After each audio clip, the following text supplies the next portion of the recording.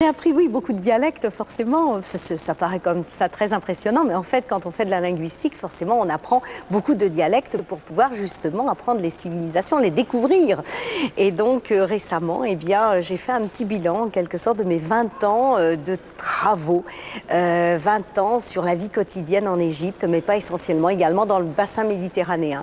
Alors justement, cet ouvrage qui s'appelle « Les véritables inventions des Égyptiens » et qui est publié aux éditions du Rocher, au fond, il nous plonge dans le quotidien de la vie en Égypte et nous montre qu'il y avait un mode de vie extrêmement raffiné, qu'ils avaient inventé une foule de choses, les Égyptiens. Oui, en fait, j'ai voulu rendre à César ce qui était à César. Parce qu'on dit toujours c'était par exemple d'excellents chirurgiens.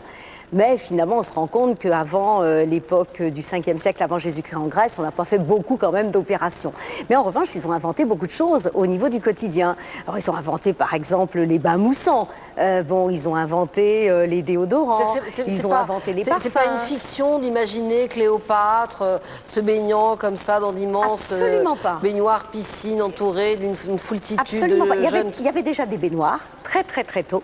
Et puis effectivement, on connaissait l'argile qui permettait de faire mousser l'eau et donc de faire l'équivalent de bain moussant. Et puis les femmes avaient également des crèmes anti-rides, des masques de beauté, des masques pour enlever vous savez, les taches dues au vieillissement de la peau.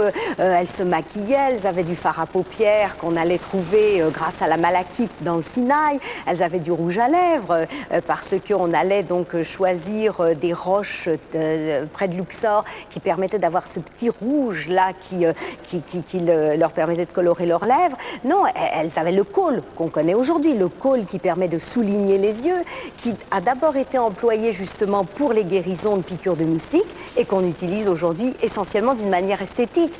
Donc il y a beaucoup de choses que l'on retrouve. Ces femmes étaient très raffinées. Elles étaient à la fois raffinées, elles étaient très tôt, très raffinées. Prenons l'époque de Toutankhamon, qui est bien antérieure à celle de Cléopâtre. Donc on est au 15e siècle avant Jésus-Christ. Et bien là, on découvre des femmes qui vivent quasiment presque comme aujourd'hui, qui ont les mêmes soucis d'esthétique aujourd'hui, mais qui ont des droits aussi. Par exemple, puisque c'est la journée de la femme, on voit très tôt apparaître la pension alimentaire. Il n'était pas question pour un homme d'avoir un harem autour de lui. Seul le pharaon avait un harem. Mais monsieur tout le monde, l'Égyptien moyen, n'avait pas de harem. Donc le divorce existait, la femme pouvait demander la garde de ses enfants, elle pouvait demander une pension alimentaire, elle pouvait récupérer sa dot, elle avait des droits. Mais j'imagine que la vie quotidienne en Égypte n'était pas le même en fonction du niveau social, de la caste, du rang auquel on appartenait. Alors, quand on est justement à l'époque de Toutankhamon, on est dans une période extrêmement prospère de l'Égypte. Oui. D'ailleurs, vous savez, quand on va à Luxor, ceux qui vont à Luxor, qui visitent les tombes, on voit des décors sur les tombes, c'est de cette période-là. Et donc, dans cette période de grande prospérité, on peut dire que le peuple vivait à l'égal du pharaon. Vraiment, il n'y avait pas beaucoup de différence entre les deux. Il ne faut pas imaginer, comme dans les péplums ou autres, le roi qui était hiératique, qui était complètement séparé du peuple, le peuple qui était malheureux. Pas du tout. Le peuple était heureux, il avait tout à sa disposition. On est tous évidemment frappés aussi par les rituels funéraires des Égyptiens, les momies.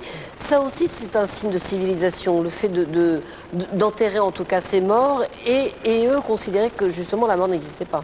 Oui, eux considéraient que la mort n'existait pas, la mort n'est pas une fin, comme a dit Agatha Christie. Et c'est vrai que l'idée, c'est qu'on vit éternellement. Il y a donc un monde dans l'au-delà, et il faut se préparer pour ce monde. Et donc, on a des tombes qui sont presque plus belles que le palais dans lequel on habite, la maison dans laquelle on habite. Une toute dernière question, vous êtes aussi romancière, vous écrivez des romans historiques. Forcément, le travail de l'un nourrit le travail de l'autre. Oui. Alors oui, moi je fais donc des recherches, donc là j'ai fait ce bilan avec les inventions, mais ça me permet aussi d'apporter un tas de petites touches sur mes personnages dans mes romans. Et effectivement, là j'ai sorti un Nitocris, donc une reine qui a existé, et là, eh bien, je la montre à la fois au quotidien, et puis je montre aussi comment elle s'est imposée en tant que maîtresse femme. Quand elle a perdu son époux, il a bien fallu continuer à diriger le pays toute seule. Merci beaucoup, Violaine Vanoyek, d'être venue nous faire part de votre savoir. Je rappelle le titre de votre ouvrage, Les véritables inventions des Égyptiens aux éditions du Rocher. Et puis votre dernier roman, Nitocris, princesse d'Égypte. C'est la fin de cette édition. Tout de suite, la météo complète de Laurent Romeshko. 20h, David Pujadas. 20h50, Nicolas Sarkozy chez Arlette Chabot. À vous de juger. Vous pouvez évidemment intervenir en direct dans cette émission via le site internet de France 2. Et puis on apprend que l'Élysée annonce que Jacques Chirac s'adressera à la nation dimanche soir à 20 h dans une allocution télévisée. Il annoncera vraisemblablement ses intentions concernant l'élection présidentielle. Très bon après-midi à tous, on se retrouve demain 13 h. Au revoir.